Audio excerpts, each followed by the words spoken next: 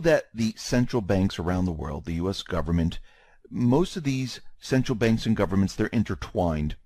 And we see that they're continually out there working in tandem to make us believe that the economies are doing well, everything is fine.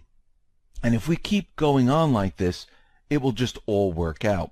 I mean, they've been saying this about Greece for quite a while right now, and they have been in so much debt. Things have been so bad there. They continually implement austerity on the people. They keep cutting programs. They keep taking on more debt, and the problem never really goes away. Actually, it gets worse because that's what central banks do. Now, when we look at Greece, we see the IMF and the Eurozone.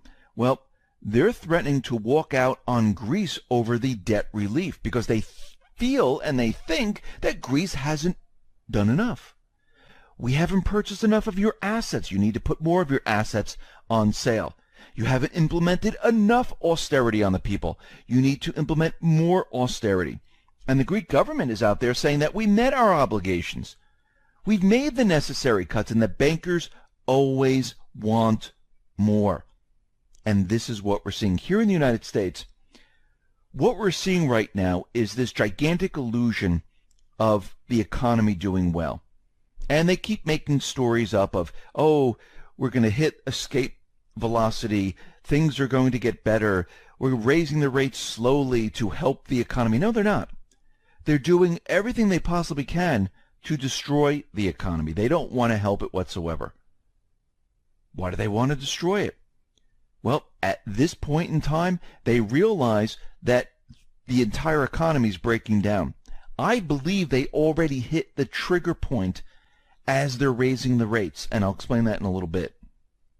But what we're seeing, and we're going to be talking about the auto loan market once again, is that the auto loan market is actually doing the same thing as the home loan market during the 2008 crisis. Now, for months, we've been talking about the doomed auto bubble in the U.S. And in recent weeks, there's been a growing concern that consumers, auto dealers, banks, have been going beyond simply relaxing underwriting standards and have been instead been forced to commit, yes, outright fraud in order to attract more and more individuals to write these auto loans.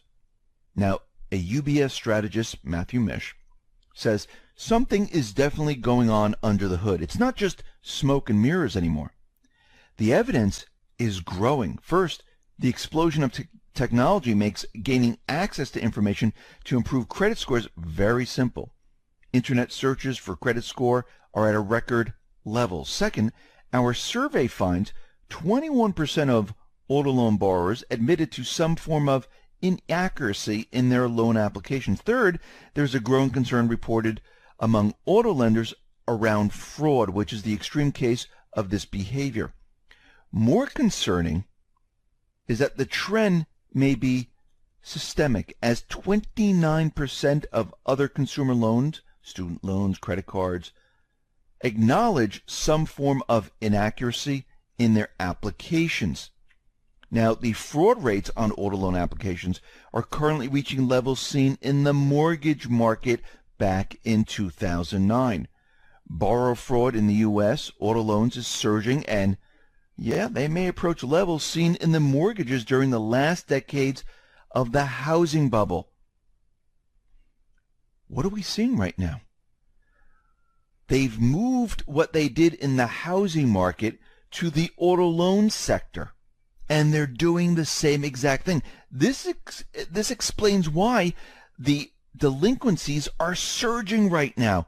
Didn't we see delinquencies surging in the home loan mortgage market during the crisis of 2008? Yes! We're seeing the same thing happening right now.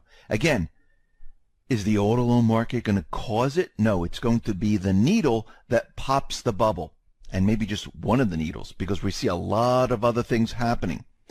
Now, we talked about how the Fed is raising rates, and they were raising rates back in 2005, 2006, 2007, and they started to lower them because they triggered that point where the economy started to break apart. And we know the economy is very weak right now. We know it has never recovered. We know from all the facts and everything that we've been looking at, retail and how all the stores are being closed and how people are being laid off, we know that the economy is not strong at all. We know the numbers are completely manipulated. And what we're seeing right now is that St. Louis Fed, Bullard, he's saying that maybe we should... Cryptocurrency News Channel. Your new future. Thank you. Follow us on YouTube.